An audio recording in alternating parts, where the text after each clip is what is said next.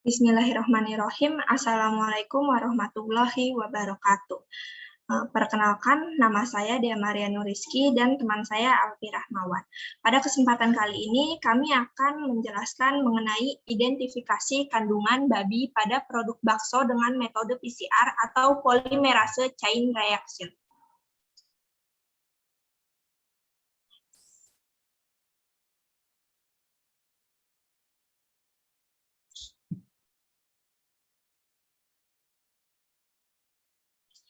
Jadi, produk berbasis daging merupakan produk yang cukup banyak dikonsumsi oleh masyarakat Indonesia.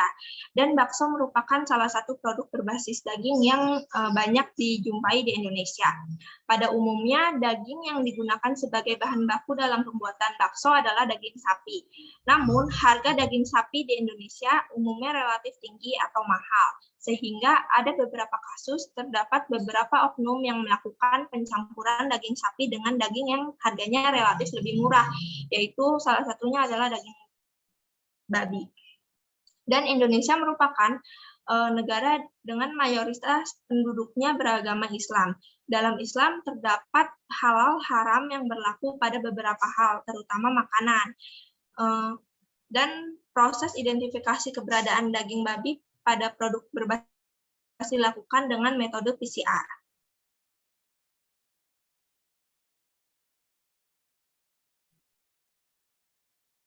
Pada prinsipnya, prinsip kerja metode PCR yaitu mengubah rantai ganda DNA menjadi helaian tunggal, terbentuknya ikatan antara primer dan terjadinya perpanjangan DNA dengan bantuan enzim Taq polimerase. Nah, untuk mengidentifikasi kandungan babi pada produk pangan itu ada beberapa metode, yaitu isolasi DNA, elektroforesis, dan analisis PCR. Nah, pada proses isolasi DNA, ekstraksi dan purifikasi DNA mengikuti prosedur Sambruk et al. Yang dimodifikasi oleh Sulandari dan Jen pada tahun 2003. Nah, pada proses isolasi DNA ini, hal yang pertama dilakukan adalah menggerus bakso dan memasukkannya ke dalam tabung, kemudian dicampur dengan buffer berisi tris HCl. Setelah itu di vortex, lalu ditambahkan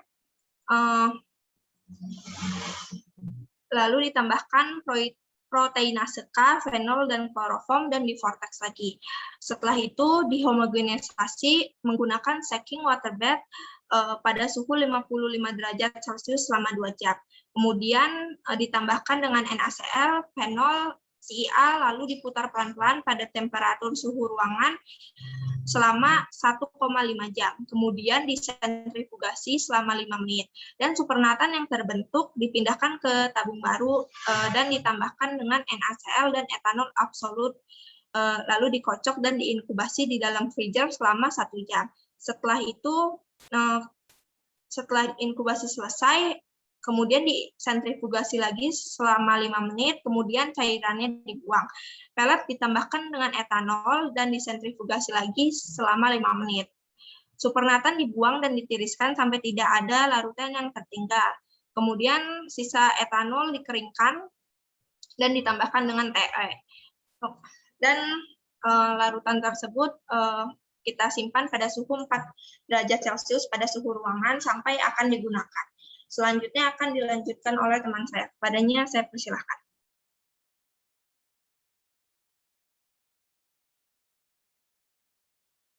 Baik, selanjutnya adalah purifikasi DNA. Seperti nama metodenya yaitu purifikasi, di mana pada tahapan ini dilakukan untuk mendapatkan DNA yang murni dengan cara menambahkan enzim RNase, fenol, serta kloroform untuk menghilangkan molekul RNA, sisa-sisa protein, dan polisakarida sehingga didapatkan DNA yang murni dan utuh.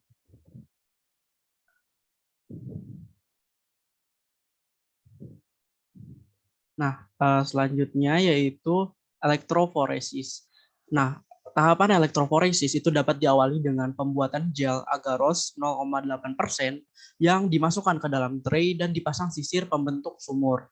Nah, si tray yang berisi gel agarose ini diletakkan pada tank elektroforesis. Gel diletakkan di atas UV transilluminator dan jika pita DNA terlihat terang, maka diambil dokumentasi dengan kamera digital.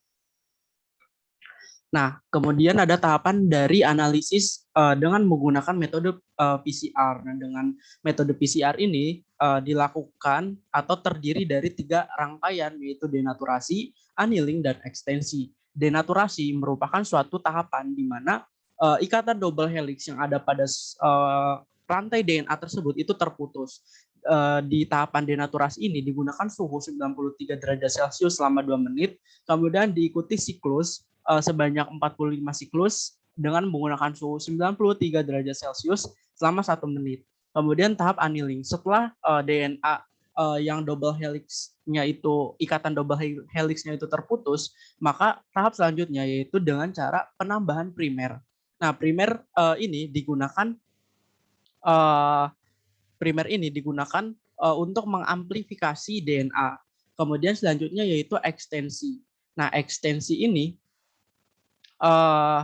merupakan suatu proses di mana ekstensi atau elongasi merupakan suatu proses di mana DNA itu diperpanjang. Setelah primer menempel pada DNA kerja, kemudian diperpanjang sesuai dengan kebutuhan, bergantung dari primer yang digunakan. Nah, hasil PCR itu dicampur dengan 1 kali larutan loading dye, kemudian dimasukkan ke dalam 1,2% gel agarose. Selanjutnya dilakukan elektroforesis selama 45 menit pada 50 volt. Gel divisualisasi di atas UV transilluminator dan kemudian didokumentasikan menggunakan kamera digital. Nah, dari paper yang kami ambil itu ada studi kasus di mana dalam paper tersebut itu dijelaskan bahwa mereka atau penyusun paper itu melakukan suatu pendeteksian daging babi pada produk bakso yang ada di pusat kota Salatiga. Nah, metode yang digunakan yaitu metode dalam mengambil sampel baksonya itu digunakan stratified random sampling, yaitu mengambil sampel bakso pada 13 warung bakso dari 25 warung bakso yang tersebar di pusat kota Salatiga.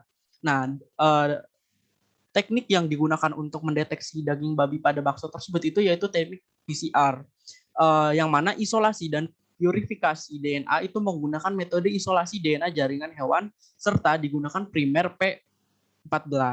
Jadi primer yang digunakan pada tahap annealing itu yaitu primer P14.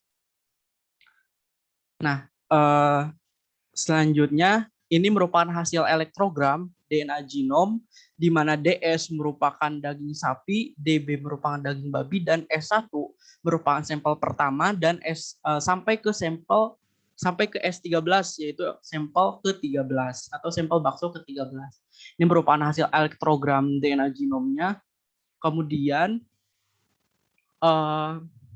ini merupakan hasil amplifikasi PCR di mana pada gambar didapatkan bahwa berdasarkan hasil elektroforesis produk PCR menunjukkan keberadaan pita spesifik berukuran sesuai yang diharapkan yaitu 481 BP. Yang mana hal tersebut itu mengindikasikan adanya daging babi pada kandungan bakso. Jadi dari 13 sampel yang dianalisis diketahui bahwa terdapat keberadaan pita spesifik yaitu pada sampel ke-13 dengan panjang 481 BP. Yang artinya pada sampel ke-13 tersebut itu mengandung daging babi. Sedangkan di sampel 1 sampai ke sampel 12 itu tidak mengandung daging babi. Sekian yang dapat saya sampaikan, saya kembalikan lagi ke Dea.